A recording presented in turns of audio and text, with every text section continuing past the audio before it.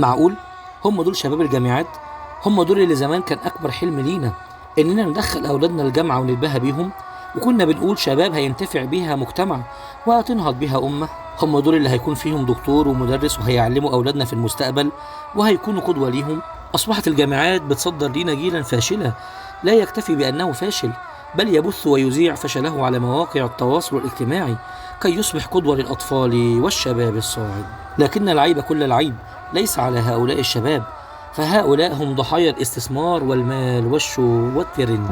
إنما العيب فالعيب على من ارتدى عباءة العلم فأصبح دكتور ودكتورة جامعيين، وتركوا هؤلاء الشباب يعوموا ويسبحوا في بحر الانحلال والانحراف وتدني الأخلاق دون أن يوقظوهم أو يوعدوهم أو يقوموهم أو يأخذوا على أيديهم أو يربوهم كما تربينا نحن على هذا حلال وهذا حرام وهذا صح وهذا خطأ.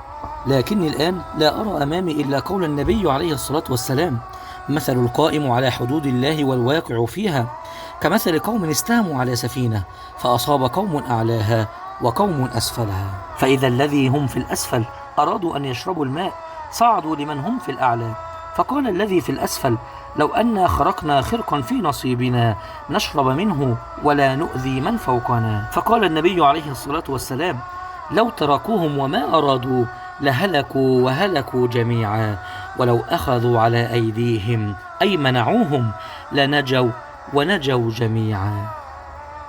وها أنا الآن أراكم تركتموهم يهلكوا وسنهلك معهم جميعا، وسوف تحاسبون أمام الله أنتم ومن كان سببا في ضياع شبابنا وأبنائنا، لأن كلكم راعي وكل راع مسؤول عن رعيته.